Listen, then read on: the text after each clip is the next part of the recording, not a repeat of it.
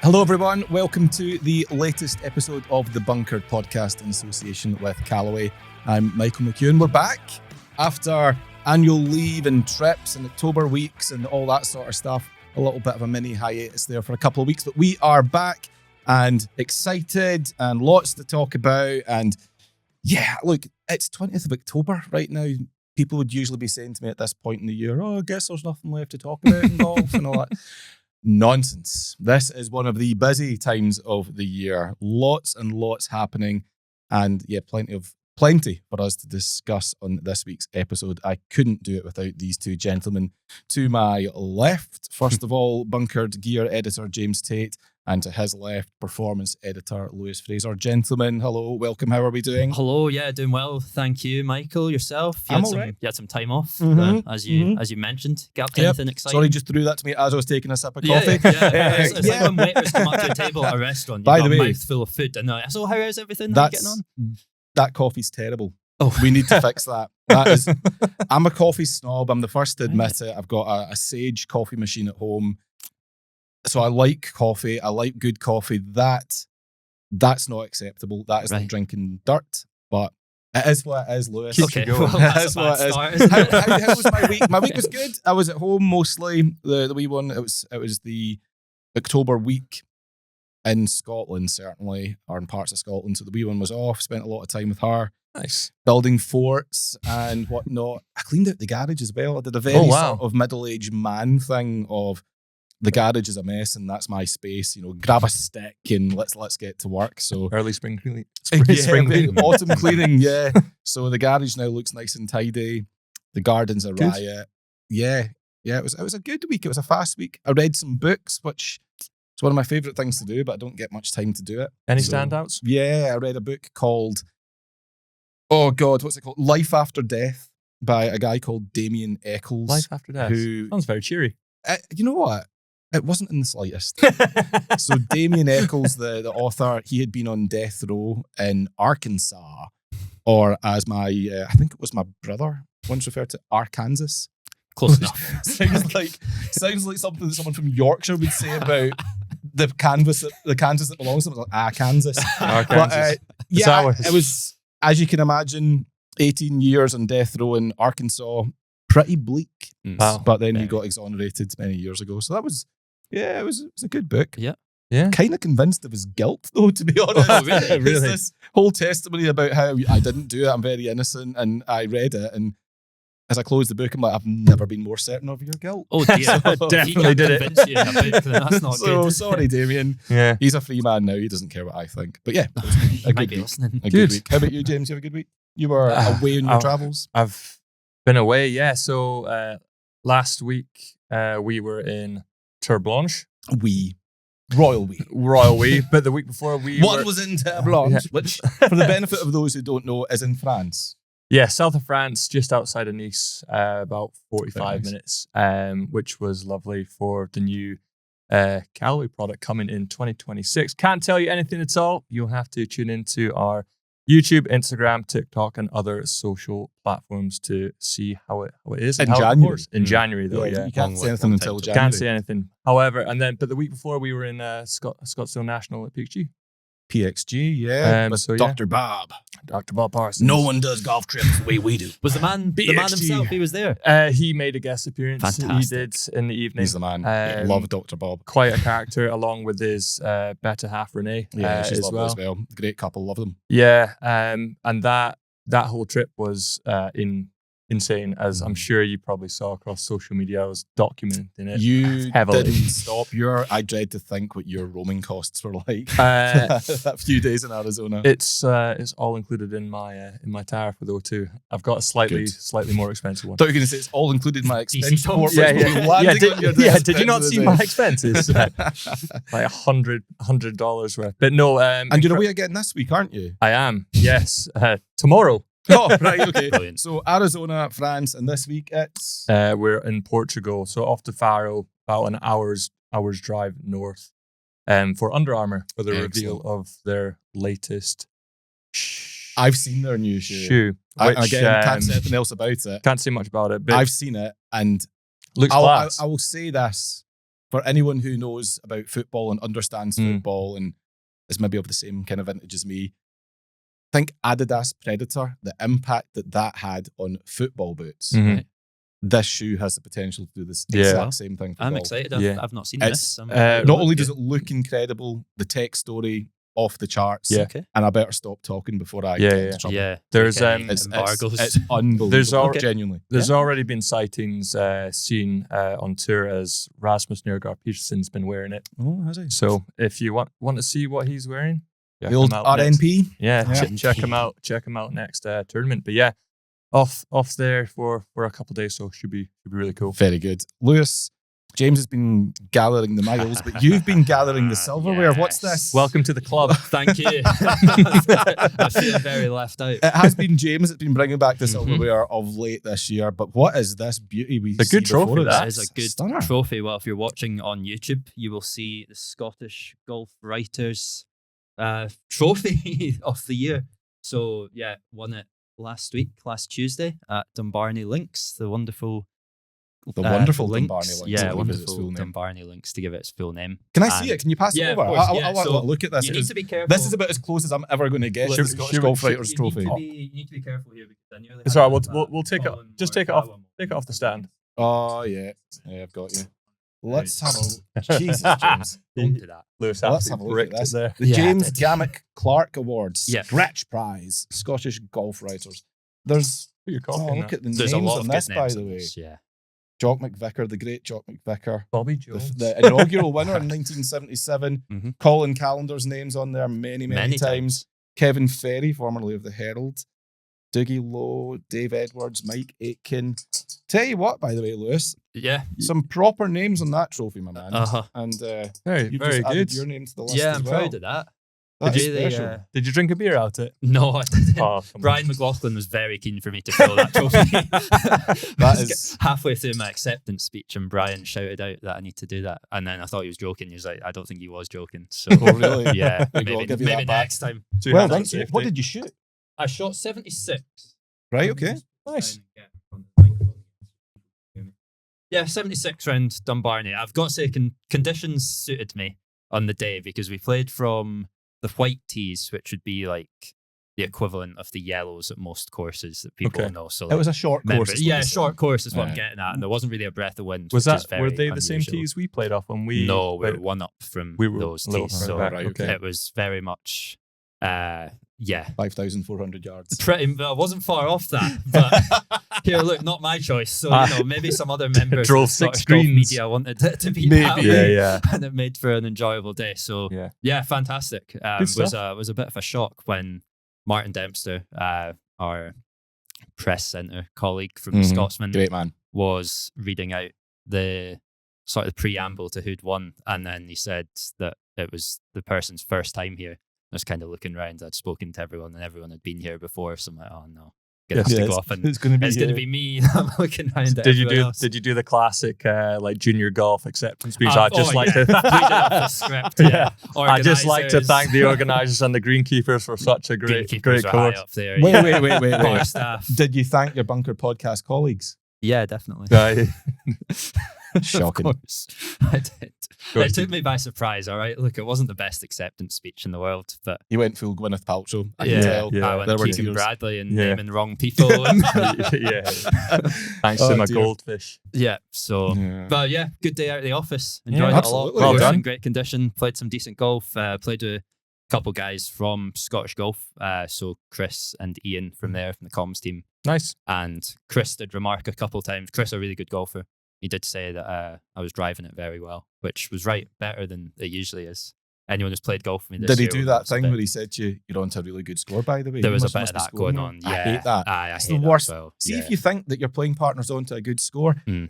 keep it to yourself. Yeah. They don't need to know. I bet We you, know. Yeah. Of course I know. I'm the one hitting the shots. Of course I know I'm I doing bet you. I well. bet you I that seem to be hitting fewer shots than Yeah, usual. funny that. you probably said it on like the 16th hole, and you're like coming down to those Yeah, kind of I nervy was- tee shots, and you're like, yeah. oh crap. I didn't think I was winning. Like, well, I knew I was playing good, but then Mm. didn't cross my mind that I might win at some point because it was a Stableford event, and I was playing. Anything can happen in Yeah, Stableford, anything can can't it? happen. You'd expect someone on a day like that to Well, get like 40 points or something. Yeah. But yeah, thankfully that was not Who the was case. runner-up? Well done. It was Ian, who I was playing with. Right, okay. I beat him by a point. Ooh. And I've got to say, he left. So he very nearly holed his second shot on the 18th at Dumbarnie, which, that's as you'll know, impressive, I think he hit a hybrid in there. And as soon as he hit it, it was like, be the right club today. And he was walking after it. I looked, I must have pitched about like a good foot away from the hole. Jeez, And then he left his birdie putt short. So ended up I had 3 putts for the win and I took all of them. So Nice. that's a long drive home for Ian after yeah, that. Is it was not? tough. Jeez. You know, yeah, he was sitting and he wasn't too impressed with that. But nah, he played well.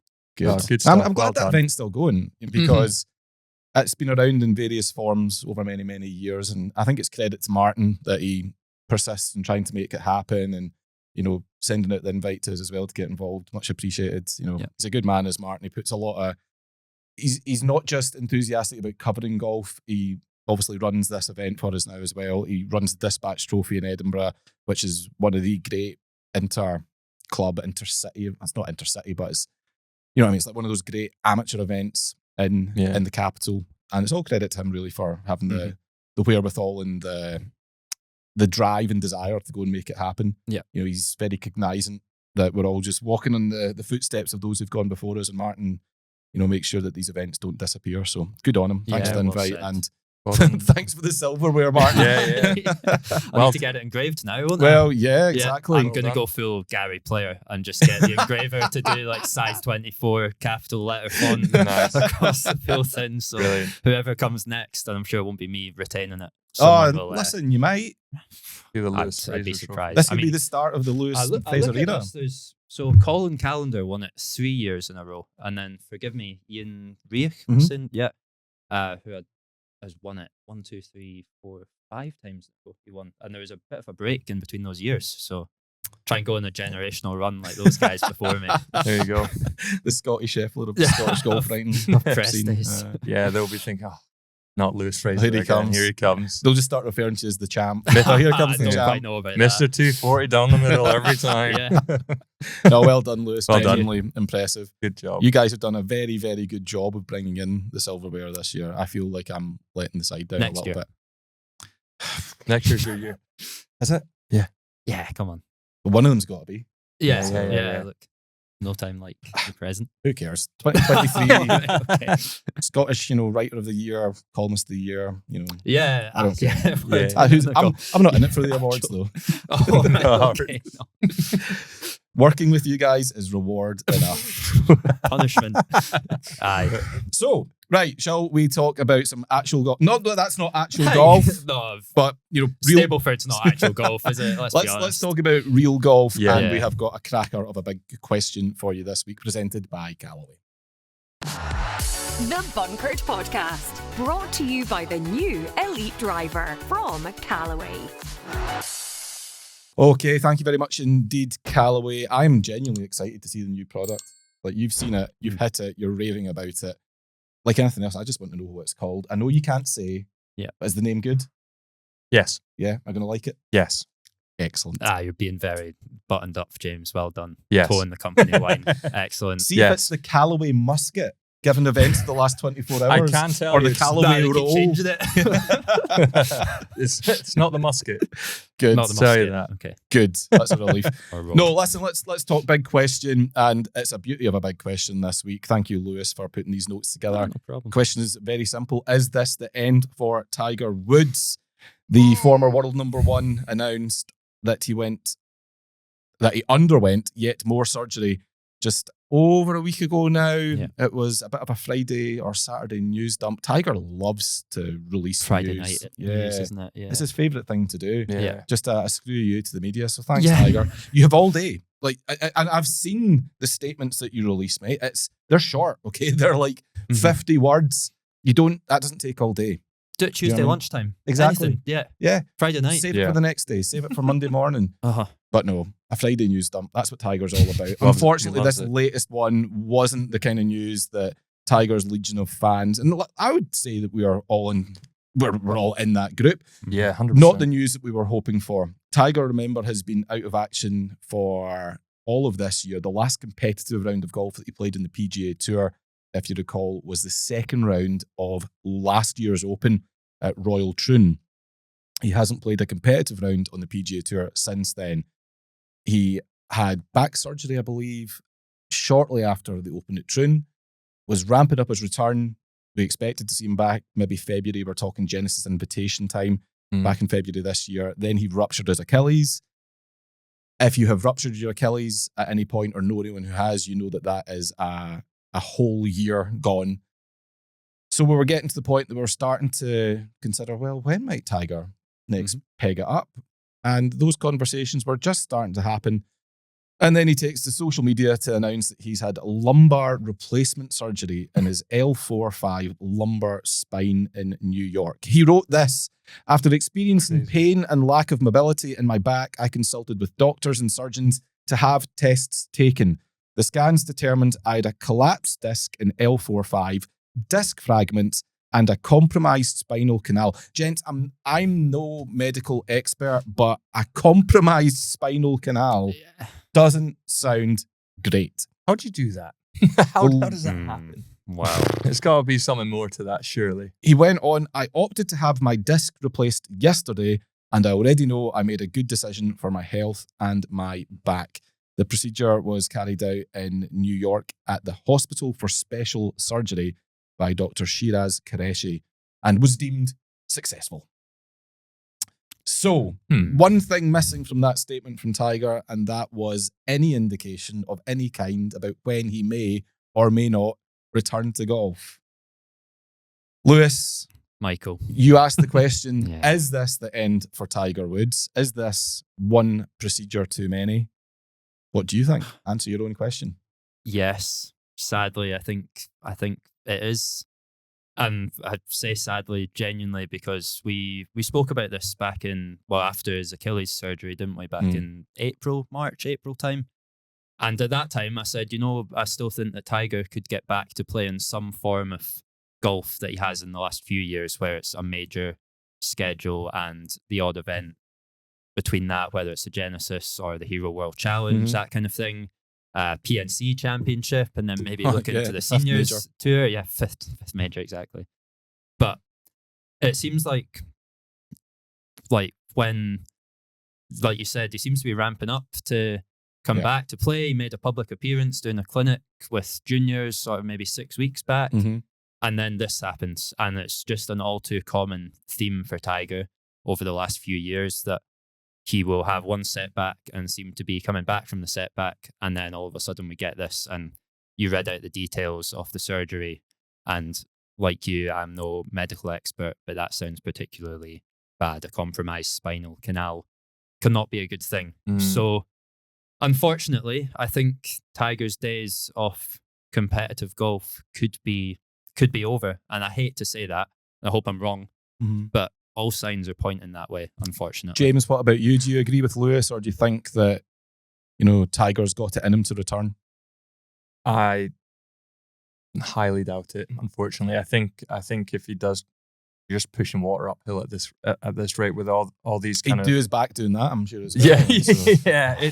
A collapsed disc and then a disc fragment is crazy. And then to have it operated on.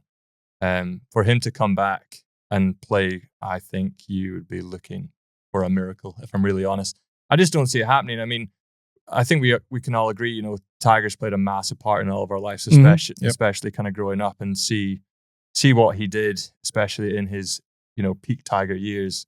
And, he does have that aura about him, no matter where he goes, even if he doesn't make the cut. It's always great to have him there and playing, but you can, even before this, you could see he was struggling. Like it wasn't the best of health. If it were me, and if I were him, I would just be wanting to be able to get out of bed and walk to the kitchen kind of thing. That is the other point, isn't it? Yeah. It's not just about, what does all of these procedures mean for Tiger's competitive health? It's what does it mean for him day to day? At what point does he have to start prioritizing things as simple and as mundane as you describe, like getting out of bed? Yeah. Crazy. I've not had a single procedure on me like that, and I'm 42 and I'm struggling to get out of bed at times. Yeah. Yeah. Tiger is I've said this for a very long time. He's a middle-aged man with an old man's body playing a young man's sport. Yeah. See that old man's body? It's breaking down and has been Mhm. breaking down for a long period of time. And the problem is it doesn't appear to be showing any signs of stopping breaking down anytime Mhm. soon. And that has to be a consequence of all the procedures. You know, a procedure on the leg means that he's going to have to make compensations with his swing. That'll probably impact his back. That'll impact something else. And it just becomes this little, domino effect where every little compensation that he makes because of the last procedure creates another problem. Yeah. That's where he's at right now. And I'm left wondering, as I have been, frankly, for some time, what's the point? Yeah, I think He's got nothing left to prove. And to be honest, he's not going to achieve the things that I think he still wants to. Whether or not he believes he still can. And by that, I mean, equaling Jack's record or even getting one more win on the PGA Tour to have the record number of wins outright. He shares that at the moment with Sam Snead on 82. If he even wants one more win, I think that's beyond him. Yeah. I just don't see how Tiger could, let's say, maybe watch the Ryder Cup. I don't see how he can watch that, see those 24 guys and think that at his age, with his history and his recent medical history, how he stands a hope of competing with them. So what's the drive then? Yeah. He's always said, I'll only show up if I think I can win. I mean, if he watches those guys at the Ryder Cup and thinks he can beat them, he's deluded. Yeah. He is absolutely deluded. Yeah. Because time and health has caught up with him, unfortunately. Yeah. And they did that long ago, by the way. Yeah. This isn't a recent thing. It's just, No. it's the latest thing. The weird part about golf is that it's one of those sports where you never actually retire necessarily. Yeah. You can still just keep going and show up as and when. And Tiger's earned the right to show up to whatever event he wants for more or less as long as he wants. Yeah.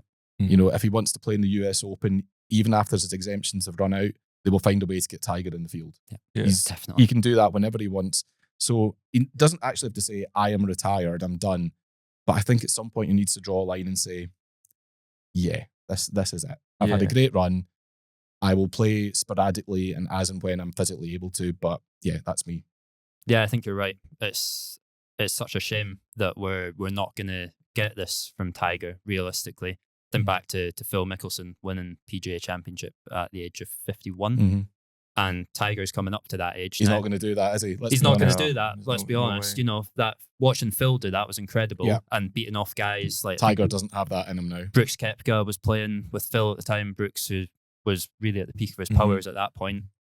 And I just don't see any way for Tiger to do that. And you're spot on, Michael, when Yeah. you say that is there ambition for him to go to the PGA Tour and make a cut, anything like that? Well, That's- yeah. I say that, and it might sound facetious, but it's not like coming back to try and almost be in contention is just not why Tiger's going to try and come back. Yeah. I feel like this is the straw that's broke the camel's back, which maybe isn't the best analogy to use in this case. Yeah. But it is exactly that. Yeah, it's a real shame, and yeah, I don't think we're going to see Tiger back to anywhere near No. even where he was like a few years ago, where you Mhm. thought he could get round a golf course Mhm. and actually put a score together, like say 2019. But then even after that, you thought that there was potential there. Mhm. Just don't Not see it. happening. No. James, you've been itching to get involved there now for a few minutes. Sorry, Yeah, no, I just to your point, like it is, he can't look at the Ryder Cup and literally look at those guys and think he can beat them. Like it is a young man's game, and looking at all of the injuries, I think that's almost as impressive as the amount of wins he's had, to be Yeah. honest, as well. Like you've had ACL reconstruction on your left leg, Mhm. you've obliterated your right leg in a Mhm. car crash, you've had spinal fusion, and then multiple back surgeries as well. And ankle fusion. Yeah, like golf in the modern day young man's game, where they're absolutely bombing it, is played from the waist down with the amount of power they generate. Mhm. The fact that he was able to walk the golf course is a miracle in itself.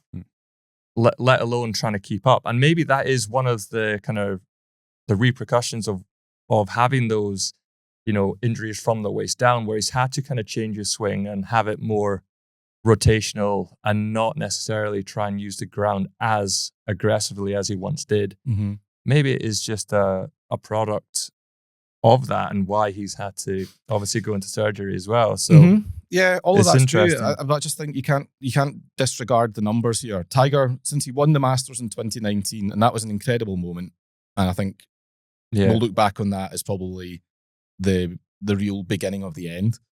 But since then, he hasn't had a single top 20 in a major championship. That was 6 years ago. Yeah. You know, we're coming up on the 7th anniversary of that. Not a single top 20 in a major, the events that have defined him. He's missed 2 whole years in majors. 2021, he didn't play at all, and this year. I'm looking at it now. So here's Tiger's results in majors since the 2019 Masters win. Cut, tied 21st, cut. Tied 38th, tied 37th, cut. Missed the next 4 events. 47th, withdrew, didn't play, cut, withdrew, didn't play, didn't play, didn't play, 60th, cut, and didn't play 4 times this year. I mean, it is over. Whether or not Tiger chooses to believe it is or not, whether he is going to make the announcement that it's over, the fact remains it is over. That period, that time in golf history is done. And if Tiger can't play in majors, far less compete in majors, far less win majors, then what is the point? Like, there's nothing to be gained from trying to peg it up in the Hero World Challenge. No. Just there isn't. No, and it's sad. It's hard watching him play. Heartbreaking. Now you're watching it out of morbid curiosity rather than anything else. I used to watch Tiger Woods and expect him to win. Yeah, and he usually would. And he usually would. Yeah. 7 in a row on the PGA Tour, wasn't it, at one point? Mm-hmm. Yeah. You'd expect him to go on and win. Now when I watch Tiger, and even this is going back to when he was playing, you'd watch him and you'd go, I don't know what I'm getting here. Yeah. Like, and that is the morbid curiosity part of it. That's the fascination of it. And that's not how Tiger Woods should be remembered. No. That shouldn't be the last act of his career. Yeah. I stand by it. He should have waved on the bridge at St Andrews in 2022. That should have been it. Do you think he'll try and do that in 2027? Again, though, we're still, the best part of 2 years away from that. Yeah. And I'm not saying he'll be forgotten by that point, but the game has already left Tiger behind.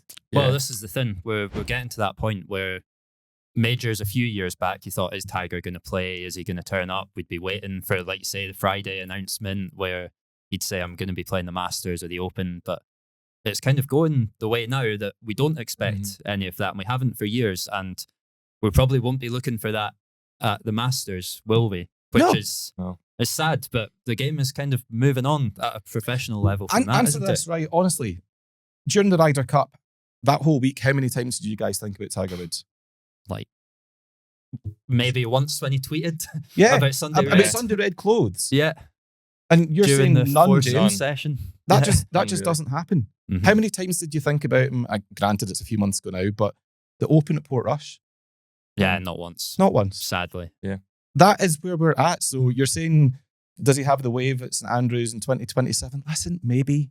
Yeah. Maybe. But that wasn't, it'll still be a moment, right? Don't get me wrong. It'll still be a symbolic moment and whatnot if it happens.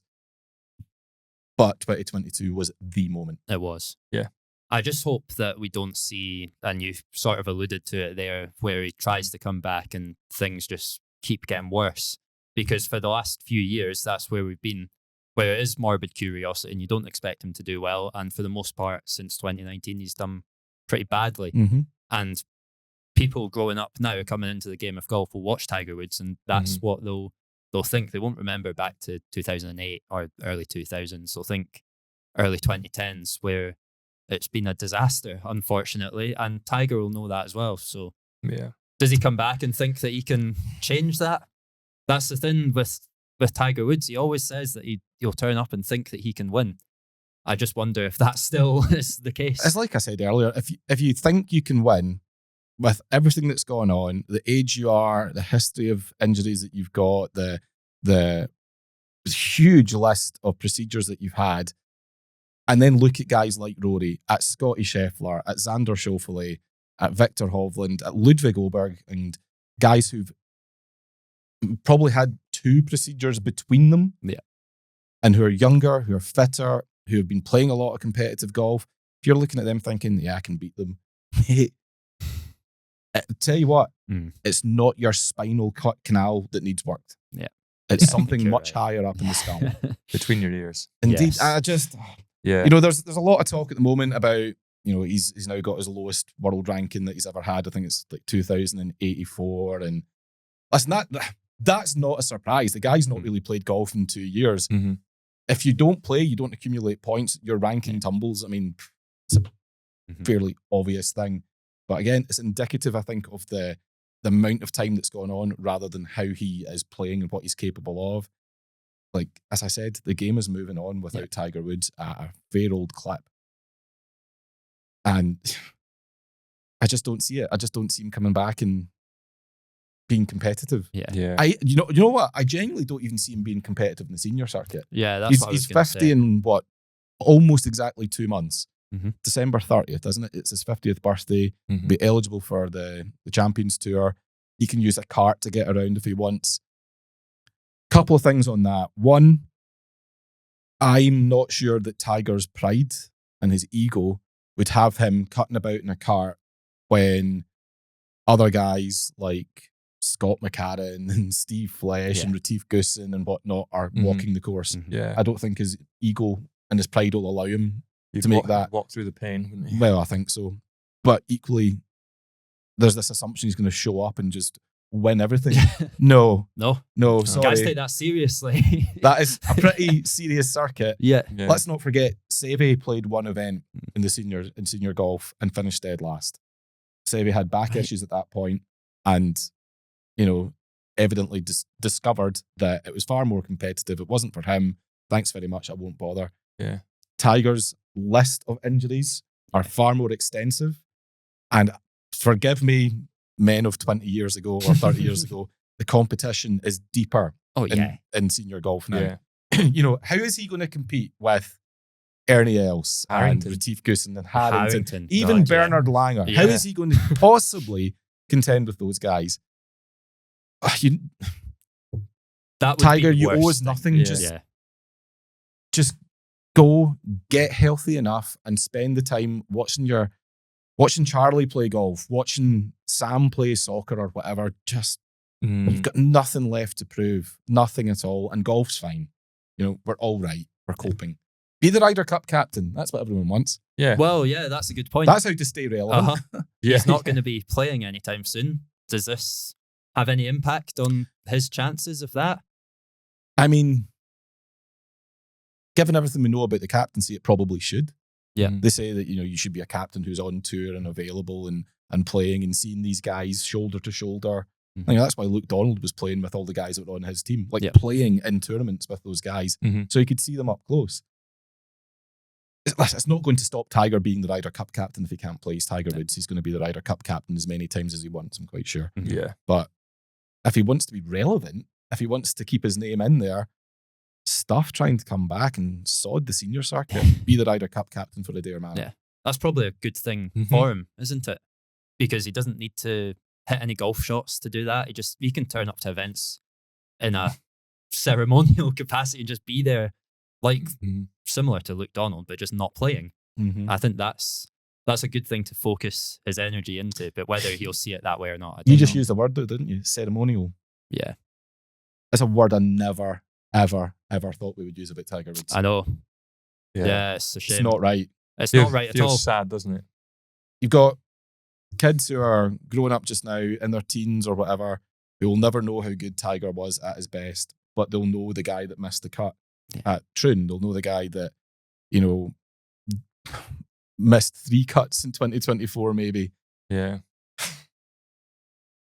Maybe, I don't know, maybe I sound like I'm being harsh on Tiger and writing him off, and I've done it before and he's proven me wrong. It's a mug's game and blah, blah, blah. At some point, you're going to be right. And I believe right now I'm absolutely right to write him off. Yeah. Because I agree, unfortunately. he's not superhuman. He's not immortal. And it genuinely makes me sad. The day that Tiger plays his final competitive round of golf will be a sad day. A genuinely sad day. And maybe it's already happened. I was about to say. Maybe it's already happened, yeah. But I just want to remember him at his best. I want to remember the guy that won the Masters in 2019, you know, the way that he did. I want to remember the fist pumps. I want to remember the ridiculous recoveries. Yeah. I want to remember all those moments. And I'm not saying I won't. I'm not saying that's impossible. I'm saying it gets harder every time there is another bad thing that just interferes with it. You were there in 2019, weren't you? To see that. That must be incredible memories. I've been thinking about it a lot recently, genuinely. Yep. I was thinking about Royal Troon. Last year, I went down on the Sunday. Everyone else in Scotland that had an interest in golf was at the Renaissance to see Bob Mack winning. I went down to Troon on the Sunday before the Open. Tiger had flown in overnight and he went out to play. Me and a couple other journos who were there got word that he was going to play 9 holes. Right. He ended up playing all 18. I watched him from, you know, as close as we are sitting right now, walking alongside him on the fairways and whatnot. I saw him almost have a hole in one on the postage stamp. He stuck it to like a foot. He's just was hitting the ball so good that day. As one of the guys in his security detail actually broke protocol and said to me, because I think he noticed I was following him, and he said, who else would you be following? And the guy sort of broke protocol by saying, his ball striking's just so good right now. And that was all well and good on Sunday, but, you know, he peaked, 7 days too early. Tiger picked the wrong Sunday. By Friday night, it was fuel the jet and off we go. Yeah. But yeah, that's probably the last. I honestly think this is the case. That might be the last complete 18 holes that I see Tiger Woods play. Yeah.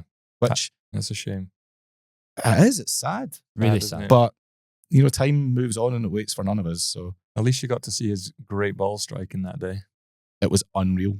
Yeah. Genuinely. And being that close is unreal as well. Mm-hmm.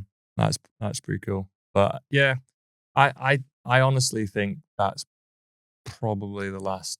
I just can't see with another, back surgery. I just can't see him coming back to competitive golf. He might play like once in a blue moon with Charlie, but that would be a push, I reckon. He's just not going to be able to walk. That's my thing. He was struggling to walk as it is. Yeah. It's just, I don't. That's the problem. He's probably got the shots in him. He can probably still hit great shots, but that's only part of it. If you can't walk, then I reckon he'd want to have like one proper send off though. It would seem very un-Tiger like if he didn't have one last kind of hurrah. Yeah, the trouble is that's going to be on a Friday. Yeah. It should be on a Sunday. Yeah. Ideally late in the Sunday, better yet with the trophy. That's not in him anymore. And, I'm going to use his words against him. As long as he thinks he's competitive, he'll play. As soon as he doesn't, he won't. Yeah. How can he possibly think he's competitive? Or he might do a kind of like a Jack on the bridge at St Andrews kind of wave off on the Friday or something like that. Yeah, Jack was like 65, 70 at that point. I know, but still.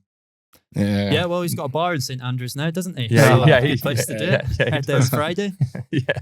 Highlights. This Highlights on sad. This It is actually, on Cinema 3. The energy's sucked out. It's producer Dex is sitting in the corner, head in Tell you hands. what. Dex is crying. Let's move on. Let's go to asked and answered. And then come back strong in part 2. That's right. Go get a good coffee at half time. Good coffee would be a great start, Lewis. Good coffee is not what that is. No. I blame all that stuff, all my Tiger malaise on the coffee. The coffee. Good coffee changes changes just got off to a everything. terrible start, this, hasn't it? With the coffee, and then I asked you why you had coffee, and just maybe With a death row.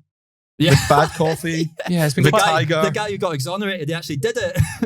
Telling you. Guilty. it's been quite a morbid. What did he do? Sorry, no. Him and 2 others got convicted of murdering. I should say. Well, they were convicted of Yeah. murdering kids. They were Right. the West Memphis 3 they went as. Right. So I need to go back and I've only got his account to go on, but there's been documentaries made. Johnny Depp campaigned on his behalf. Eddie Vedder campaigned on his behalf. Peter Jackson of Lord of the Rings fame made a documentary supporting him on his behalf. I mean, there's a lot of people out there who believe that he's innocent, and he may well be. But 2 sides to every story. except the book that I read was just his version. Yeah. And Well, after it's not reading his gonna- version, I'm now even more convinced. So That's bad. He's not going to bring in. I'm like, just the untrusting. That's all it prosecutors. is. So I know Yeah. Jay Simpson, this is how I would have done it, kind of thing. Just one of the greatest moments of all time. Why would you wear a glove? Like, do not put on the glove, OJ. Anyway, rest in peace, OJ. Asked and answered. If the answer is worst event in the world, what is the question? Oh, that's a good one. James Tate.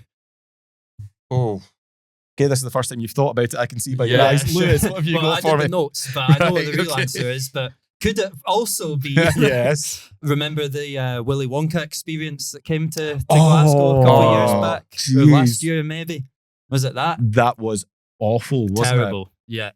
What a scam as well. Then those yeah, families. I think people were paying like 30-40 quid for it, and Yeah. it's just in a hall, and they're like making up characters. I mean, the woman was like there. Truly, truly dreadful. Yeah, but I don't think it's that. No, It's it's golf it's podcast. probably not going to be Probably that. not that. James, have I given you enough time to think? no, not yet. We're still going. Oh, just make a Rangers joke. It's fine.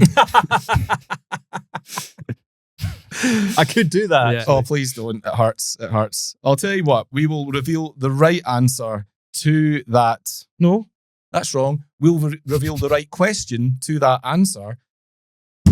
I invented this game, right? I was the one that said we put it in. This and happens every time. single week, I have the same problem with it. We'll tell you the right answer. No, we won't. We'll tell We'll tell you you the the right right question. break after the question. So, with no further ado, let's go to the break, shall we? We'll be back with the right question to that answer. Nailed it. And lots of other stuff that we need to discuss, including some brand new members of the Hole in None Club. Do not go anywhere.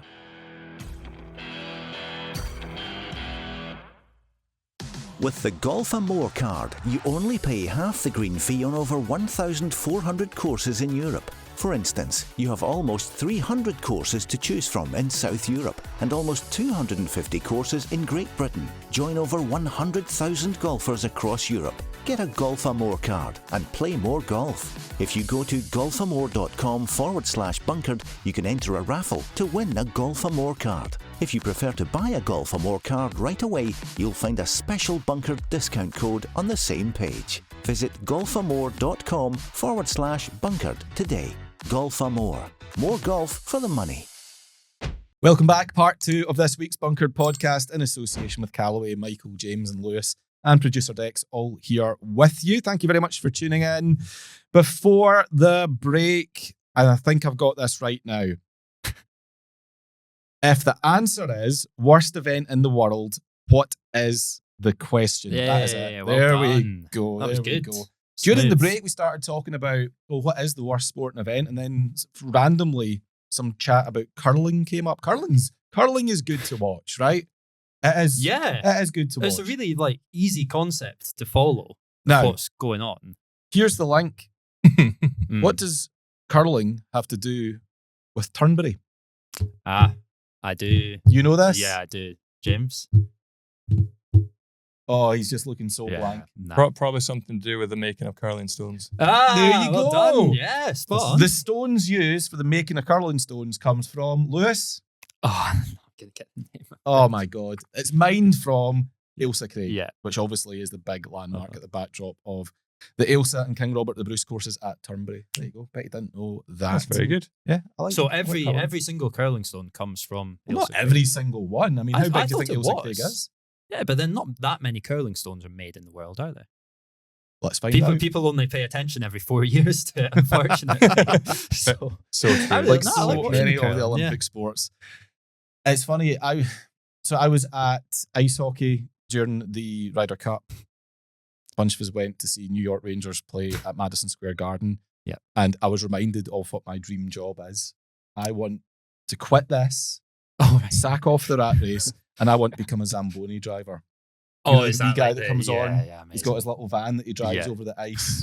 You know, the in between groundskeeper periods. for the Exactly. That is, and he's just pumping something behind him as he goes and Right. just skidding round. That is the dream gig. Brilliant. So if Yeah, you amazing. are, or if you know of a Zamboni driver, I mean this. I'm not just saying this to fill air. Get in touch. I want to know more. I want to know what got you into it. I want to know. You know what? I want to know how much it pays. I want to know what the holidays are like, what the pension scheme's like. But tell me more about it. Zamboni drivers, get in touch. I must say, I did not know that's what it was called, a Zamboni. Zamboni. Yeah. There you go. Brilliant. So Learn something new every day. let's go back to the correct answer then. Correct question. Jesus, so impossible. Worst event in the world. The correct, you've written correct answer here, Lewis. This has really thrown me. The correct question is, what did Gary Player describe the Ryder Cup as? Hang on. Right, I was only on holiday for a week. What? Yeah. What has he come away with now? Uh-huh. So he's basically... What's his logic? Let me pull up his quotes. Is it here, because our South good Africans can't friends. play? I think you'll find the President's Cup is a 'cause much he's more not won it. compelling contest. Yeah. So, yeah, What's his reason? he was speaking to the Palm Beach Post, and he said, I'm not going to do the accent as much as I'd like to. Go for But it. he was getting at the whole crowd trouble thing. Saying, Right. what would Arnold Palmer, if he saw that today, what would he think of that? He said that he was disgusted. The Ryder Cup is a shambles, Gary Player says.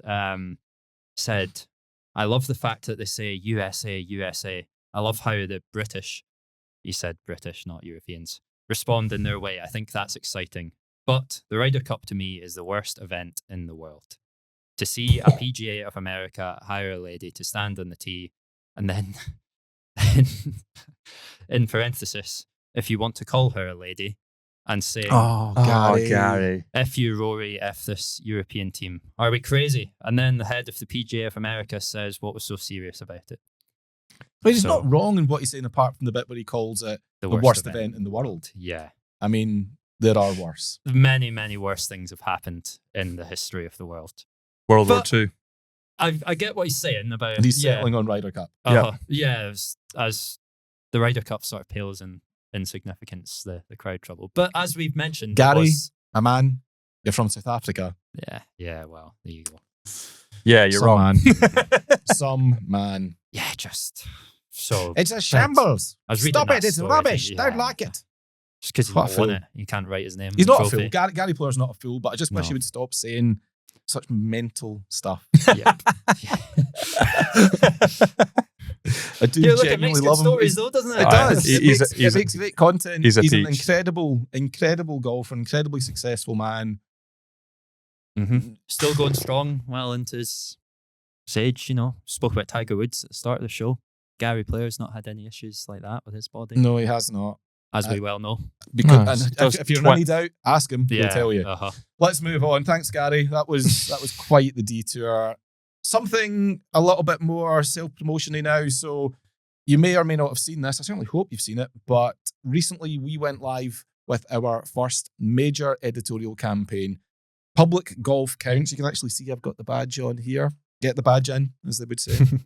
But Public Golf Counts is a new campaign that we're running at Bunkered to do a bunch of things, but mainly to draw attention to the importance of and the threat faced by public golf courses. Now, first thing to say, there are a number of public golf courses and local authorities that are doing a great job and are running their courses particularly well and are absolute exemplars of how to do it right. I'm thinking of the people up in Sport Aberdeen, for example, with King's Links, just sensational, always busy up there. But there are other local authorities, other councils, other figures that perhaps don't have the same level of interest in their golf courses as, frankly, I believe that they ought to have, and as the team here believes that they ought to have. That then puts us in a position where those courses are facing existential threats, and we've seen it over the last few years that a number of them have even closed. In Glasgow, right here, just a few miles away from where we are right now, the likes of Rockhill, Alexandra Park and Lynn Park, hugely popular, hugely busy courses in their day, have all closed in recent years. And then in Dundee, at the start of this year, Caird Park, both courses there, the 18-hole and the 9-hole courses, they were both closed by the local authority as well. That left Dundee, Scotland's fourth biggest city and the city closest geographically to St Andrews, without any public golf provision. Forgive me, I don't think that's right. It absolutely cannot be that in the home of golf, the country that gave birth to the sport, that this is allowed to happen. So that's why we've decided it's time to step up and do something about it. So over the coming weeks and months, you're going to see a lot of activity from Bunkered. And we've outlined 10 objectives that we have, 10 things that we're going to commit to. One of those is going to be to try and raise as much noise as we possibly make as much noise and raise the profile of these courses as we possibly can. You're going to see the guys going out filming content at these courses, and about these courses.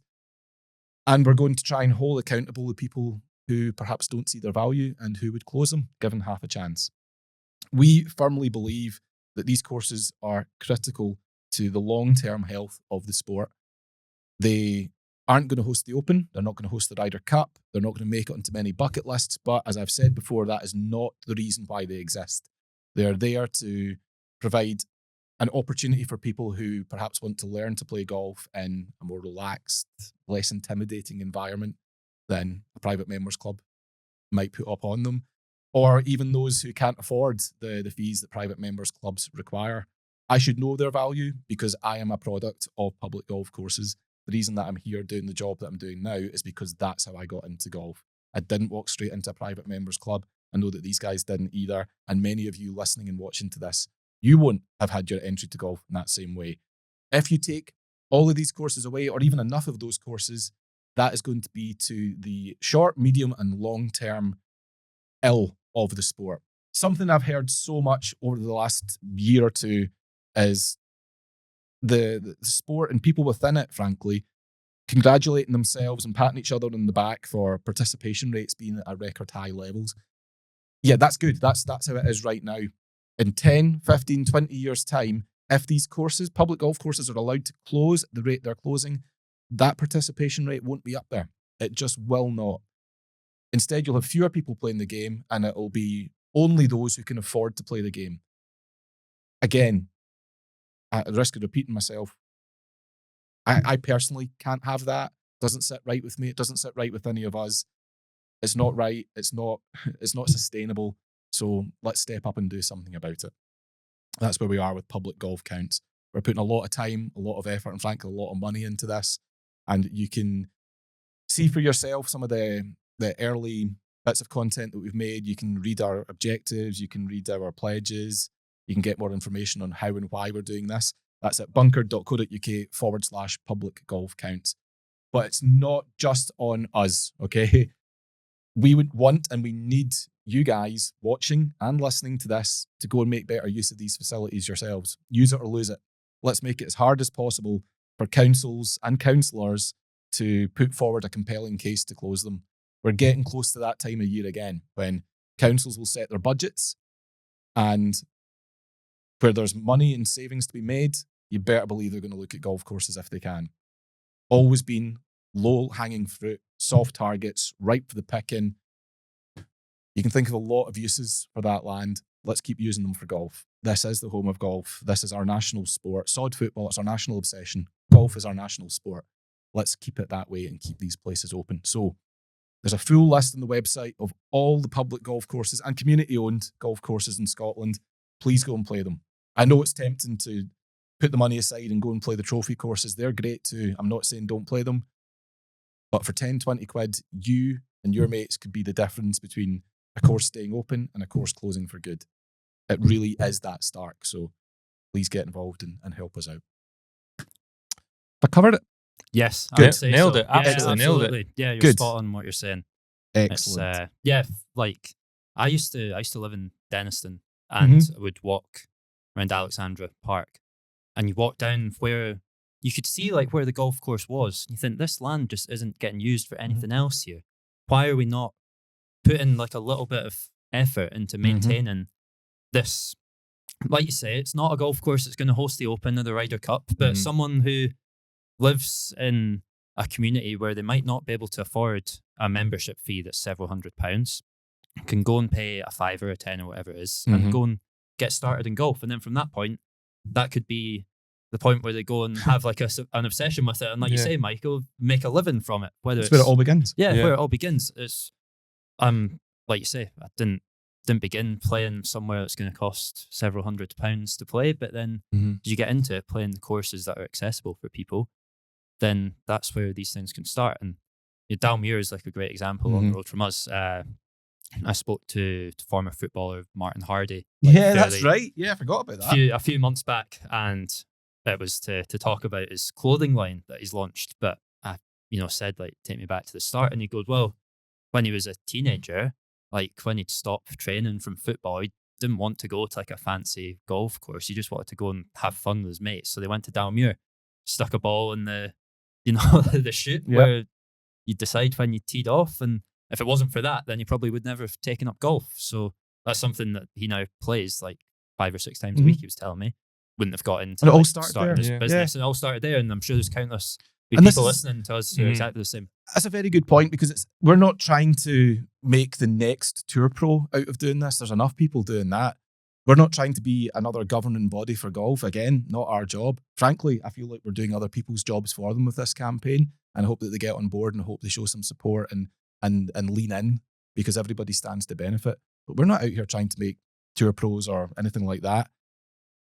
But the benefits of public golf are so many. Participation I've covered, but I'm a product of public golf. There's a reason that this means so much to me. It's because I'm a product of it, and lo and behold, I've made my career in the industry. The last 22 years I've been working in golf. There will be others who will start off at a public golf course who will become a greenkeeper, or who will get into the administrative side of the game, or who might go on to become a coach or a PGA Pro or a nutritionist or something. These places are so, so, so important. If you take away opportunities, then you're just depriving people of their futures in some cases. I know that sounds potentially melodramatic, but you'll never know what you could have been if you never had the chance to be it.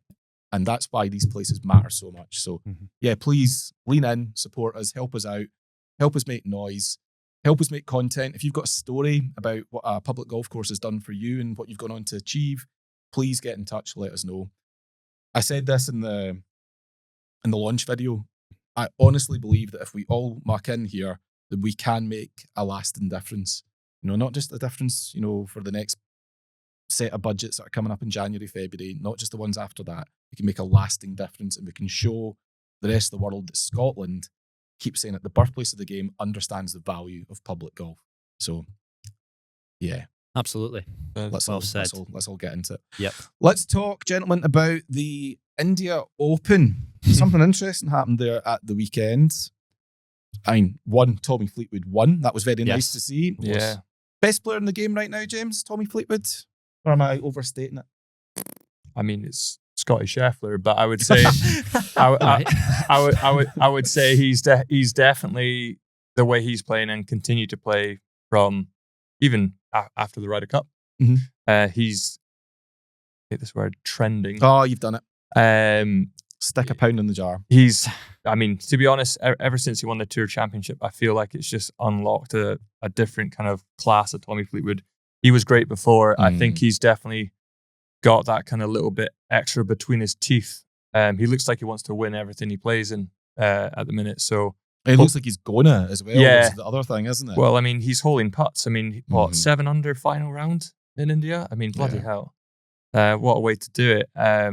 But yeah, he's looking dangerous. I just hope he continues this for a long period of time, and this form definitely gets him a couple more wins. Last 4 starts and a Ryder Cup MVP performance in amongst all that as well. It's good to see. He's got now to world number 5. So obviously, to use your word, trending in the right direction. But yes, it's nice to see. Tommy's a good guy. He is genuinely one of the good guys. Understands that he's privileged to do what he's doing, and success hasn't really changed him, which is really nice to see. And he still loves dogs, Lewis. I like a guy that likes dogs. Is he a dog lover? Massive dog lover. Right. Won the Scottish Boys Stroke Play, I think it was, at Merker Links. Oh, yeah. Back in his amateur days. And I remember the pictures being sent to us of him and his dog, who made it into the snaps. Do you know what breed his dog is? I'm putting you on the spot here. That dog at the time, I think, was a collie. Okay, yeah. Good. Most intelligent dogs. Yes, apparently. they are. Yeah. Just depends how they use Lewis and I are both dog lovers. Yeah, massive. We could talk all day about dogs. Sorry, and you. Thank you. But talk all day about dogs. Producer Dex, a dog lover. Oh, there you go. There you go. A room full of dog lovers. My goodness. The Crufts podcast will be coming to you. Yeah, well, I could do that. You could? I actually, from way off here, but I did my final project in university on Crufts. Did you? Yeah, I went down to the NEC in Birmingham. I've been down to Crufts for a few times, but yeah. Well, your family shows dogs and Yes, stuff, don't you? yeah, we've got beagles back home, so a few of them are retired show dogs. Now, so they're living the life. What's a retired show dog do? Just Nothing. sit around all day. That's the point. They go out for a walk and then just sleep the rest of the day. Unlike Tiger, they knew when their time was up. They knew when the time was up. They're quite happy. So gets to 4 o'clock every day and it's just barking at home for dinner time, and then it's back to sleep. So amazing. What a life. Beagles, but brilliant life. Yeah, they love it. So yeah. We don't deserve dogs. No, we don't. I mean, we do. Us four in Yeah, here do. as a species, we don't. As a species, No. absolutely not. No, I agree. But yeah, Tommy Fleetwood, dog lover, that's good enough for me. That's the same. Tommy winning was one of the I guess the big hit. It was the big headline. But prior to that, an interesting thing happened with Rory McIlroy. Lewis, talk to me about Rory playing without a driver. What the hell was that as he all about? described it, he left the dog in the locker because he does have a dog head cover. Yeah, bizarre. You don't see that very often. I sort of felt a bit sorry for the fans who might never get to an event outside of India, and all of a sudden Rory McIlroy comes to play, and then he just decides he's not going to hit driver all week. So what was the longest club he had? He had a 5-wood in the bag, but I don't think he hit it off any tees. I think he only had it for hitting approach shots in par 5. So he was only the longest club he was hitting off the tee was a 2-iron. So what's the reason for that then? Was it just a tight golf course? The golf course, yeah. He said before the week, like the course is so tight that there's not really any. There is an advantage to hitting it further, but if you miss the fairway, then you're probably going to lose a ball. And he just thought, you know what, the whole week I'm just going to leave the driver in the locker. Don't take it out on the course. Don't have the temptation to use it, and just hit irons off the tee. He said he'd rather hit a 7-iron from the fairway rather than, have the chance to hit a wedge or be potentially reloading back in the bag. So this is the first time in Rory's career that he's done this, isn't it? The first time he's certainly in a competitive sense that he's played without driver. Yeah. But he wasn't the only one in India. That's the other thing. A large proportion of the field did the same. I think it was close to about half the field. Half? Really? Yeah, really, yeah. A lot of guys using like mini drivers or 3-woods or something. Right. And then you did get people like Brian Harmon, good example of it, someone who just hits it like 250 yards down the middle every time. Yeah, 2 try. Yeah, like Phil at the Masters and rolling a fade one. But yeah, it was really, really strange seeing guys just going about with no big head cover in the bag. I didn't watch much of it. Yeah. Was it good? You said it was strange. Was it good? Was it still as interesting? I think if you were on the grounds, it probably wouldn't have been as exciting, because what's the best part of watching professional golf in person is seeing someone take the head cover off the driver and try and hit it 350 yards. That's up for debate. I know there's a lot of people who like it. You know what I mean, though, yeah. PGA Tour has done a very good job of convincing people that golfers hitting the ball miles is... It's cool to see, though, isn't it? Yeah, it really is. Oh, you would say that? Yeah, James. Well, there you go. As somebody who is a long drive professional, how do you feel when you hear that Rory's playing an event, a professional event, a tour event, without a driver? It just shows you how tough and narrow the course is. Like, I mean, he hits it a long way. He gets it slightly wrong and you're losing the ball. The one thing for these guys, they're just trying to keep the ball in play as much as possible. And they're good enough with, from even 4-iron, 5-iron, 6-iron in. They're good enough to get that ball to about kind of 20 feet and give themselves chances for birdies. I mean, it's cool to see drivers be absolutely whacked. But then at the end of the day, when these guys are, competing and wanting to win, they're wanting to give themselves the best opportunities to do that. And obviously in Rory's head, he's like hitting kind of 2-iron through the week and giving himself 7-irons in. Okay, but what does probably the best about modern golf clubs though? Because I was led to believe that modern drivers are easier to hit and infinitely more forgiving than drivers of days gone by. Yeah. It probably, dear editor, watch out. It probably suggests that. Sorry, James, that's the no. Hospital pass. But I'm sure that's genuine. I think that's what a lot of people will be thinking. Yeah. So my thing will be is they'll probably be hitting it so far that potentially on that course, the way it's laid out, it might just be the risk is not worth the reward. Yeah. And that's probably it, because obviously drivers are going further.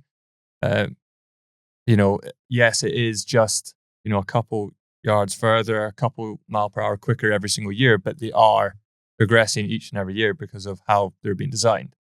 But sometimes, in this case, longer isn't always better around this course. So that's probably why they've dialed it back. I wouldn't have it every week. I'll say that. No. I watched quite a lot of it on Saturday and Sunday morning, and there was a lot of car horns in Delhi. This was one thing that really added to the entertainment. Not the most value. patient drivers. Not in the Delhi. most patient No. drivers in Delhi. It doesn't sound like. No, it makes the M8 look like a country road by the sounds of things. Wow. But as a spectacle, it was good for once a week. But I wouldn't want to tune in every single time and watching guys trying to hit 5 irons off the tee, and then if they were to miss the fairway, potentially going in their bag or taking a drop. When was the last time you played without a driver in your bag? If ever? Never ever. James? Obviously, never. Never. I mean, is there a lesson in there though for some people though? Because how Course many management. times do you hear? Yeah, well, exactly that. How many times do you hear an amateur golfer complain about, "Oh, I'm really struggling with my driver"? Mhm. Well, take it out. Yeah. Just get comfortable with hitting good shots on repeat, Yeah. and work on your driver on the range with but ideally with a PGA Pro who can help you get the most out of Mhm. all that amazing tech. Yeah. Just take it out. Yeah. No, 100%. If it's good enough for Rory and half the field in Delhi, Well, this is it. I think, I was quite wild with a driver when I was younger. I really struggled to control it. Half the time I would have a 2-iron because it was like my secondary option off the tee. Mm.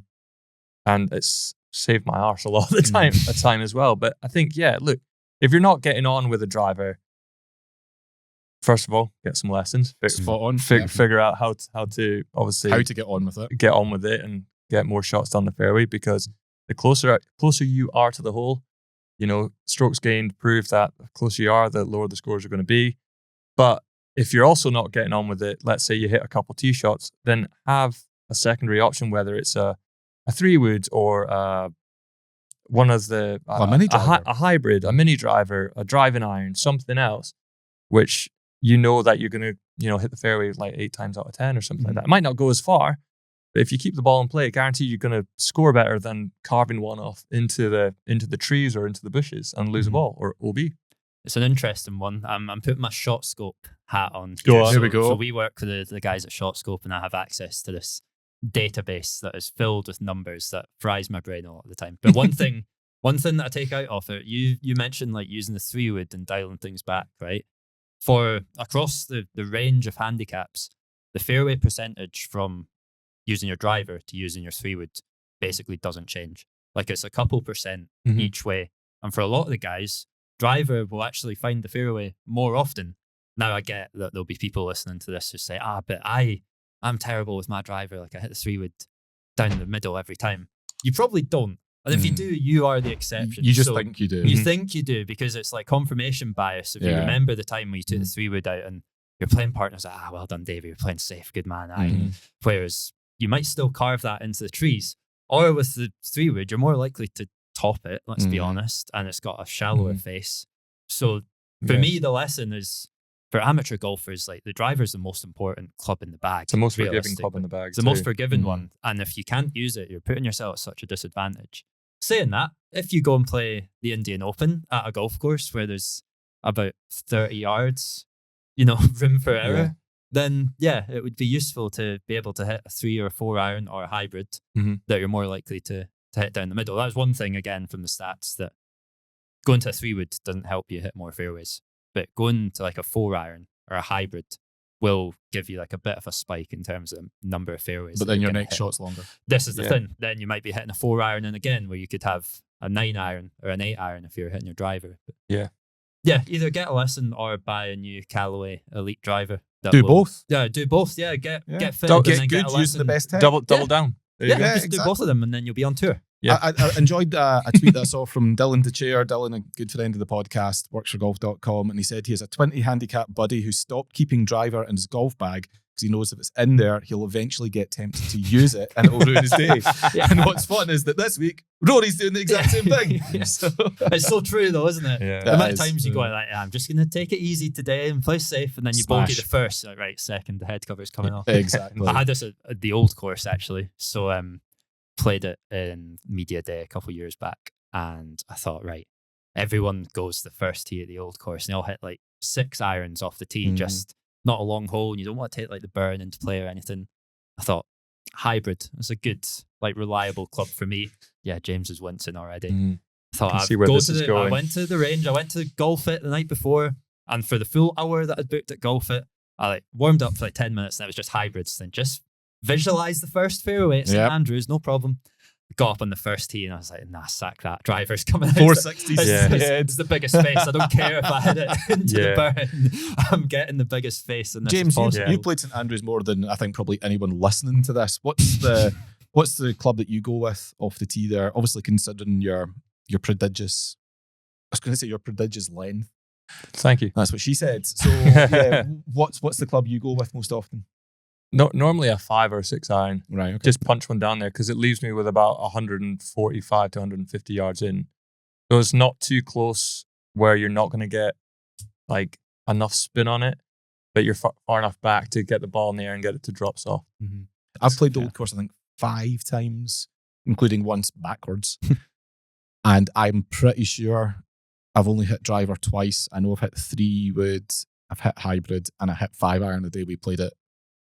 Because at that point, I'm like, I'm not entirely sure what the right angle is here when you're playing backwards. So I remember that. Knock a 5 iron down there and just, take your medicine. Give me the fear hitting a long iron off that tee. Really? Yeah. I don't know. I feel pretty comfortable with and it. then see when like just the margin for error is so reduced. Maybe you're just more talented than I am, but well, I think you're the one sitting with a trophy in front of you. Yeah. So sure about that. That was from hitting driver all day. All the par threes I was useless. I think when you got the widest fairway in golf, though, and then you're not taking the longest, because this is the thing as well. Sometimes you can take, let's say you take a driver out, which I'll never do, but a lot of people. You see them on the first tee do that, and then all of a sudden they absolutely nut it. If you're too far right, that burn creeps up on you very quickly. That's it. And even if you pull it and you get a kick off one of those mounds, that ball can end up pretty much right beside this Wilkin Bridge, and then you could be in the water as well. So you do want to be able to feel comfortable enough where, let's say you put a confident swing on a longer iron, you know you're not going to reach it. That's my kind of thought behind it. I have the exact same thought. Yeah, James. exactly. Yeah. You know, great minds think. But no, you're right though. You stand up in the first tee St Andrews and you pull out driver. You should be thinking, "Oh, that's a relief." But instead, you're thinking, "That's the widest fairway in golf, and I'm about to demonstrate that you can miss it." Yeah, 118 yards wide. 118 is it? And suddenly your head starts racing with thoughts of Ian just Baker the worst Finch. possible thoughts. I missed a OB both ways. Have you really? Yeah. Ian Baker Finch. Yep. Ouchie. Yep. Oh, that's rough. I think it was like the second time I played it. I was quite young. I was always quite nervy. Now I just don't care. And so used to it. Jeez. But I shanked it out right onto the beach. Nice. And then the beach. That takes some. Oh my god! Yeah. Sideways. Yeah. I don't think I could reach the beach. No, I tried from the first tee. hit Granny Clark's wind and just kept bouncing. There you go. And then the other one was just a straight over the top snap hook into the new club. Tremendous. Yeah, hit someone's car. Sorry about that. Park there at your own discretion. Own risk. Brilliant. Right, let's move on. Time is fast running away from us, gents. Let's go to Podder of Merit if we can. The last time that we did this, it was the Alfred Dunhill Links Championship. I haven't seen... I have now. I've just seen the scores. I'd forgotten all about this. Alfred Dunhill Links won by Robert McIntyre. Well done, Bob. Bit of a shame that event ended up being reduced to 54 holes. That weather was awful. Oof, wasn't it? I was there on the Friday. God. And you're still thawing out and drying out. So, Lewis, you picked Jakob Skov Olesen. Yes. Who, in the face of it, didn't seem like it wasn't the most obvious pick you could have gone for. No, I wouldn't say so. No. And he didn't even finish low lefty. But no, that's a good point. He did finish in a tie for 5th. He was brilliant. Yeah. Did very well. James, you went for Louis Oosthuizen. He fell away. Who finished in a tie for 11th. Still breathe. And I went for Brooks Koepka, who finished in a tie for 15th. I love the brackets here on the notes. Very close this week. Well, I will point out, like, there was... Stewart's inquiry, by the way, should be counting 54-hole events. All right. It was reduced points or something. When did we last do a live event? Yeah. Oh, I don't know. Yeah, long time ago. Anyway, get Steve the ref. I want his take on that. Steve, what's going on here? Yeah. We need a ruling. 54-hole events, yes or no? Assuming Steve lets this go, Lewis, another 2 points for you. Yep. And a point for you, James. And I think we all know What happened to me? So, Lewis, that 2 points takes you on to 12. James, that 1 gets you on to 5, and I'm still on 0. That's tough. Oh, I feel like one of those songs at Eurovision that's just, I can now see how this Neil is going to Plath. finish up. Exactly. It's tough. So- Like, Koepka had a good week. Tied 15th. Yeah, As just I not put good in the enough. notes, like it was a shot between Olsen, then Newstaden was a shot behind him, then Koepka was a Doesn't shot matter behind. though, does it? No, like at the end of the day, it doesn't matter at It's a all. but results business. It is a results business. And So the you results could, just aren't happening. Lewis, you could win Positive Merit for the second time in a row this week. I could. I pick You a only winner. need 3 points. If you pick the winner for the Genesis Championship, then congratulations, you've done it. So, pick order. And this is becoming a bit familiar as well. It is. Pick order is Lewis, James, and then yours truly. I'm sorry in advance to whoever I pick, right? That's just the way it is. Lewis, on you go. Who's winning the Genesis Championship? Well, I don't know if he will be. I've gone a bit rogue with this. You one, went rogue so- with Scott Ollison. Yeah, exactly, and it worked. So I'm going to keep going rogue. I spoke to Ben Parsons, our senior writer, is in the office today. You're not picking and as him, are is- you? No, no. But That would be rogue. Yeah, it would be quite. Yeah, that'd be a good piece, wouldn't it? And I said to him, who should I pick? for Oh, Positive Merit? wait. This is not a team game. No, but just let me get to it. I was don't like like, this look, I already. was going to pick Matsuyama because he's the obvious choice here. He's Masters champion going to this. And then John, our content creator, piped up and said, well, you're getting more inside info. there's, This is ridiculous. there's a guy called Jordan Gumberg who is about to play his 34th event of the season. If you go on Jordan's OWGR page, you Now, need to scroll. I've never heard of Jordan Gumberg. Neither until have I right now. until this podcast today. He is world- 693rd in the world rankings. Yes, but he is a grinder, and one of these days he's gonna win. There's a lot of MCs on his record this week. What the hell is this?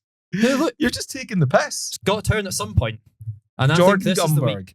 So he's trying desperately to keep his card. Well, he's 127th in the race to Dubai. Yes, Really good pick. so he needs a good week, and I think Lewis, this could be you, it. you have to be kidding me on. I'm not kidding. So he finished 65th in the India Championship last week. Before that, it goes miscut, tied 46th, I actually think you missed out miscut, some miscut. So this guy's best finish since the Italian Open earlier this year is 46th. In between times, and that's one of only 2 cuts that he's made. In between, he's had 1, 2, 3, 4, 5, 6, 7, 8, 9, 10, 11 missed cuts in his last 13 events. It's like looking at your picks.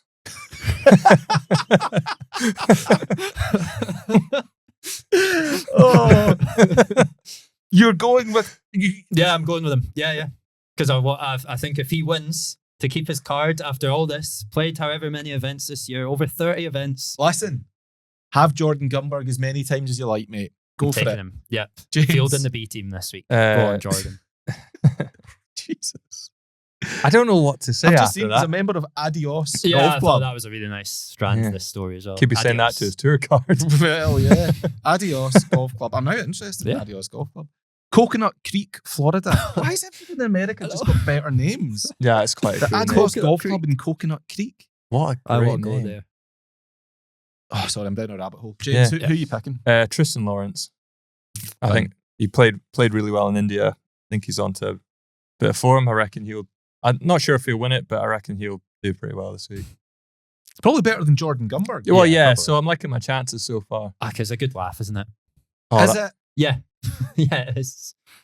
Right, come on, Michael. Going with the guy The that door's finished. ajar here. It is. Going with the guy that was runner-up in India, and that is Keita Nakajima. Not a bad show. Very, very much like him. You might get a point. I might get a point. He is 12th in the race to Dubai, so I think he's still in there with a chance of winning all of the marbles within the next month or so. He was 4th at the British Masters. When was that? In August. He was second in the Hero Indian Open this year. He was second at the Singapore Classic earlier this year. He's due a win, Mhm. and he is trending in the right direction. Yeah. So He's going to miss the cut, isn't he? He's got to be thinking about a PGA Tour card. Has to be. That's going to get in Well, his if head and he's going to miss the cut now. Well, if he's Yeah. currently 12th in the race to Dubai, then he's in. He's getting one of the 10 cards, no doubt. I suppose, So, I'm thinking. Let's see. Yeah, I'm thinking top Currently, 10, but that it'll be- top 10 looks like this. Marco Penge, Christopher Wrighton, Adrien Sadier, John Parry, Alex Noren, Haotong Lee, Daniel Brown, Jordan Smith. Keita Nakajima has a card by the looks of this. Does he? Yeah, he's not got the PGA Tour logo next to his name. Martin Kuvra and Laurie Cantor. See. So, geez, but Well, every time you look at it, you just go, that's an awful lot of players and an awful lot of good players to be sacrificing. Yeah, it is. Yeah. And it's going to continue. 10's just too many. It really is. Yeah. Yeah. But anyway, that's not what we're here to No. pick apart. So again, Jordan Gumberg, Backing him. if he wins, Yeah, that would be the great. if he wins, I'm gonna- we're going to have some words. That's I'm a going sit- to have to put It's like going to involve HR, probably going to involve some other this people. could be my last podcast. John and Ben will be getting pulled into the boardroom. Look, I'm going to have Inside to... inside Yeah, info. going to have to put a quid on him here. You'll be Wild. long odds, won't he? He Gamble responsibly. Do you know Don't what? put money on Do you know Jordan what? Gumberg. Don't gamble. probably No, you doesn't don't gamble at all. Yeah. He's that unknown. He probably doesn't have odds. Yeah, he might not. So Yeah. Jordan Gumberg, Tristan Lawrence, and Keita Nakajima. That is Podder of Merit for this week. We're going to finish up with the latest batch of entrants, inductions. Yeah, inductions to the Hole in None Club. Remember this club? It's a very important, serious club. Very serious. Very serious. Must be taken very seriously. Not frivolous in the slightest. This club was started by yours truly. I'm the founding member. And these two can't join because they've had holes in one. If you've never had a hole in one and you've been playing for, let's say, a minimum of 10 years, get involved and you can come and join the Hole in None Club. I would love nothing more than for you to join and then leave immediately because you've been so fortunate. You can come join us. Yeah. So I have 3 new entrants. First of them is Sean Bissett. Sean says, "Hi, Michael. I'd like to apply for membership of this dishonourable club. I played golf for 20 years, 15 as a PGA professional, and Damn. yet to achieve the number 1 on a scorecard. To rub salt into the wounds of mediocrity, while I was playing in a tournament in Gran Canaria on a short par 3 measuring 120 yards, and after dumping my first ball in the water, I proceeded to hold my 3 off the tee ball for a par. I couldn't even celebrate or smile. I'm still waiting for that jubilant feeling." That must be the Freddie worst, Couples. the worst shot in golf. Yeah, that's Yeah. awful. I've never thought of that before. Yeah, you're right, James. Freddie Couples. Freddie did Couples that at Sawgrass. 17th did he? at Oh, yeah, Sawgrass, right, huh? Most disappointing par ever. Of all time. Yeah, you'd be raging. You'd be watching that thinking, please don't go in. You'd be like, yeah. No, you wouldn't even get to that. You honestly don't wouldn't think get you to would. that. No. I throw my clubs in the water. Yeah. And it's so like rare because it's not often that you hit a second ball on a par 3, is No, it? that's it. I've seen a few people have shared pictures on social media of where their balls come to rest in what was clearly the previous day's cut. You know, where they've replaced the hole and their ball has landed plumb in the middle of that. I think that must be a That's close up there. second. Yeah. But I can't imagine there is a worse. Genuinely, I think losing your tour card by €1 would be less shit than holing your third off, like holing your 3 off the tee ball, as Sean's put it. That, Yeah. Sean, I hate to say this. I really don't want to be that guy, but I don't think you're ever going to have a hole in one. Like, if that's happened to you, I think that's the universe telling you, Sean, That was your chance. this ain't going to happen for The you. golf gods have spoken there, unfortunately. I'm tempted to make him an honorary member of the Hole in That's None Club. like a special membership category, Like- isn't it? Yeah. Yeah, like president and emeritus. Do you think you He's have basically like the Bobby Jones of the club. like sort of different tiers to membership here? Exemption categories. Yeah, exactly. Yeah, that's what I was looking for. Yeah, when you go like in the PGA Tour website and you see like how players have got in, Yeah. like holding being a PGA pro for what 15 years, Yeah, Sean's yeah. saying, and then he's also done that. had a holing out the provisional. Yeah. That's got to be like a category. by That's almost like itself. the Grand Slam of Hole in Nuns, Yeah, isn't it it? is. Isn't it? Like you can't do any better than that. No, not really. No, Just as long as he doesn't do that again. Yeah, exactly. Oh God! Now you just If that's he going to happen. loses, You just yeah. planted that seed of doubt in his thought, Uh-huh. in his mind. That Nah, is going to happen. If that happens now, just Sean, I'm just making go to the next I've team. made an Yeah. executive decision. You get a special exemption category. You're in for good. That's the Hall of Fame right there. Isn't I it? think Really he is. is in for good, Yes. unfortunately. Yeah. So another one here from David Long. Hi guys, love the podcast and the banter every week. We have banter. Wrong podcast. I believe you're looking for the shotgun start. Never mind. Yeah. He says, so I started playing golf at the age of 12 in 1976, and I've been as low as 5, currently playing off 8.8. Oh, he's a player. Yeah, good player. You know when you're down to single figures and you're putting in the point? Yeah, That's you're when a bandit. Yeah, That's he when doesn't it want to matters. say 9, Yeah, does he? yeah. So he says, 49 years, never had a hole in one. Annoyingly, my mother-in-law, I'm loving this already, David. Go on. Can't go wrong with a mother-in-law comment. Annoyingly, my mother-in-law took up the game at the age of 72 and had a hole-in-one at El Plantio in Alicante after about 3 months. She always likes to remind me how easy it is. Aye. Like most, I've come close quite a few times, usually the ball stopping just 1 or 2 rolls agonisingly short of the cup. He says, as a side story, my first Saturday job was working at Downshire Golf Club in Bracknell, picking up balls from the range, pushing a hand cart with a ball picker-upper thing. That is the actual name Technical of that term. bit of equipment. Yeah. A ball picker-upper thing on the front. I was blessed to have 2 amazing, generous assistant pros in the shop who helped me improve my game. They were Barry Lane and Tim Barter. There you go. I wonder what a whatever name. happened to Great those two. names. I mean, that's not even just a name drop. That's Yeah. a double done. Double. Yeah. Well double done, down. David. Still haven't had a hole in one though, have you? No. So, yeah, not bad. 49 years he's been playing. 49. And it sounds like he's been a single-digit handicap for Yeah. pretty much And all most those of that years. time, Most yeah. of those Yeah, years. that's Still tough. Coming Still up in a not, yeah. half century. That's Just good feel going. like we need to get That's him another a, category, isn't it? Yeah. like, yeah. it's a golden anniversary gift. We'll Yeah. send. I'll tell you what, David, get in touch in 12 months' time. If it still hasn't happened for you, we'll send you a golden ball. How about that? Yeah. A golden chrome tour. There we have it. Yeah. Yeah. It's in the gold packaging already. So There you go. one more for this issue. Ooh. Issue. Oh. Never know we're going to print soon, would you? For this episode. Dear Mr. McEwen. Now, hang on. Wow. That's very formal. Michael's fine. Dear Mr. McEwen. That's usually either the bank manager or PayPal saying you have missed a direct debit. Yeah, payment. you're in trouble. Dear Mr. McEwen. What a good idea the hole in none club is. I think so too. Golfers of all abilities should be celebrated and not just those lucky enough to have had an ace. I once experienced the ignominy of hitting a gorgeous cut 6-iron arcing against the wind to 2 inches on a par 3, only to watch my playing partner's top shot, which never got more than a foot off the ground, bound left and right up to the green before scuttling straight into the hole. Talk Oh about my the God. sublime to the ridiculous. Now, this is from Pete Wells, and he goes on. This is. I need your help here, gents. Go on. right? All right. Oh, no. Pete says, I've been playing golf for 25 plus years, and one of my strengths is the consistent distances I hit my irons. So I've had plenty of near misses and par 3s. These include some lip outs. And once when a shot hitting dead centre bounced back off the pin, and once we got to the green, we saw the flagstick was leaning so far forward, there was no room for the ball to have dropped. That sucks. So the Right. ball has obviously come up to rest against the pin, Uh-huh. but the pin has been leaning forwards, not obviously been inserted in the hole properly. Yeah. And that's, yeah. He says, I've even had a drive finish 1 centimetre shy of the cup on a short downhill wind-assisted par 4. Oh.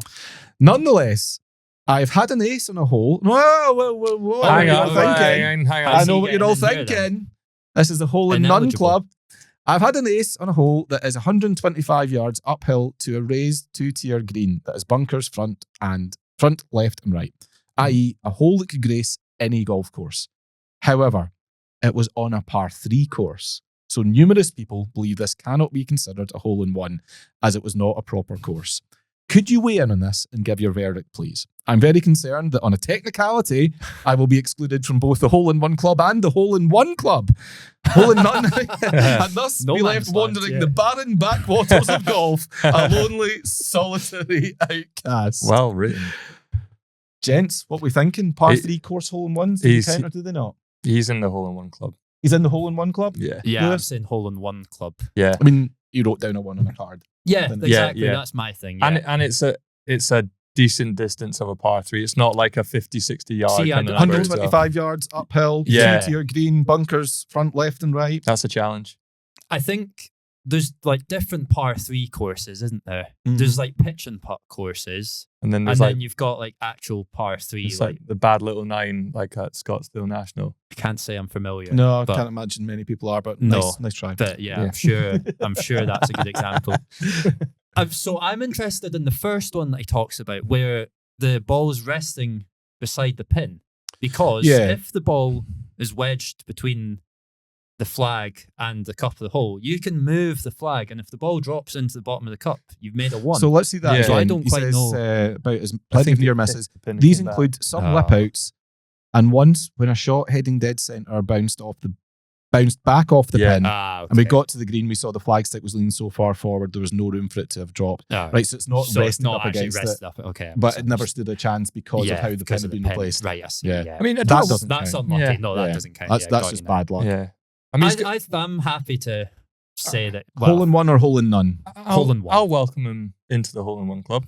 yeah, I would say so. Would you Well, say? it's your club, Michael. What do you think? Like, I would- par Hole 3 in none. courses, it's tricky, isn't it? That is tricky, and there's mitigation, isn't there? Yeah. But the way Case that he's by described case. it, the circumstances of that, the type of hole that it appears to have been, Mhm. I have to take Pete at his word. Yeah. And Mm. decided you're in the hole in one club, Pete. Well done, Pete. Yeah. And if anyone says that's not a legitimate hole in one, because he says that, numerous people believe this cannot be considered a hole in one as it was not a quote proper course. If you're on a patch of ground that's grass, that has a tee, And that has a score- green, Scorecard. you've got a scorecard, Yeah. you're using golf clubs to hit a golf ball, Yeah. you're playing golf. Yeah. So I'm giving you that. Yeah. I'd agree Sorry, with Pete, that. you cannot be part of my club, but these two losers are looking for a pal. So on you go. Yeah. What? He throws in a PS, by the way. Pete's got questions. All He right. says, I've also had questioned the first time I broke 80, as it was a 79 on a par 70 course and not the, quotes, standard par of 72.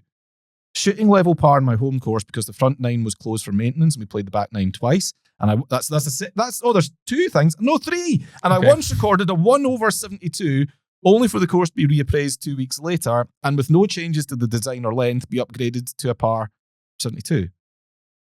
Oh, so Right, it's gone well, from a I'm- 71 to 72. I'm lost here. Right, let's break pick these this one at a down, time. please, Yeah. Okay. The first time I broke 80, as it was a 79 on a par 70 course and not the standard par of 72, that's nonsense. Like, you broke 80. Yeah, you broke it. Yeah. Doesn't That's matter. Yeah, doesn't yeah, matter. doesn't But matter. the It's US like when somebody says, well, it's not a real 59 because it was on a par 70 course. It's harder to do in a 59, 72. 59. Exactly. Pars are made The, up. the score's the score. Yeah. The par's absolutely irrelevant. Yeah. You went round that golf course in less than 80 blows. Yeah. It's good enough. The Yeah. US Open's played on par 70 courses. You're not going to tell me that Exactly. if you broke 80 at US Open, you're not counting it. Yeah. Whoever's questioning that, Send them our flick way. their ear. Like, Aye. see that business? Send them to me.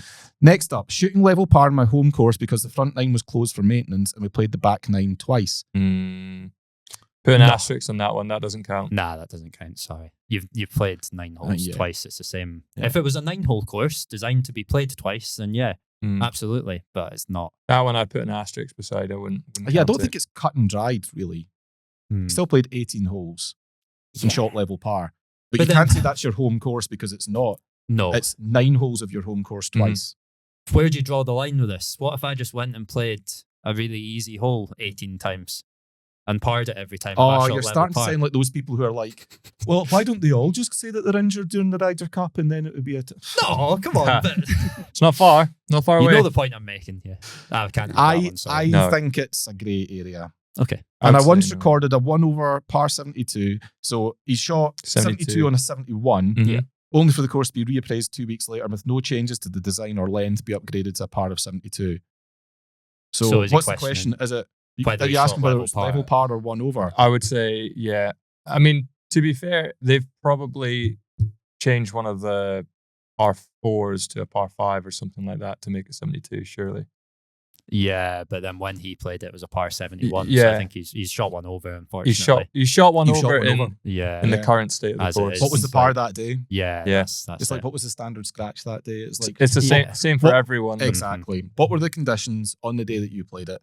I'm Yeah. very sorry, Pete. We're giving you some good stuff. We've given you a hole in one. Yeah, you got a Yeah. hole in one out of it. So Calm down, honestly. yeah, I mean, Pete, simmer down. what's your problem, Pete? I don't want you to It's be a still member a of great any club. round. Yeah, great round. 72 is great. Great round What of people golf. would though. kill to shoot 72. It's Mhm. great. I And think- why is he worried about the 79 if he shot 72 before? Yeah, that's fine. Comfortably broken 80. I know.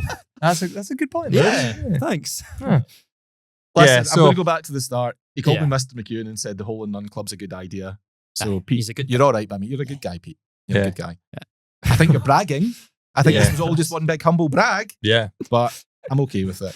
He's signed off. Yours expectantly hoping you can adjudicate this on your letters page or in your podcast.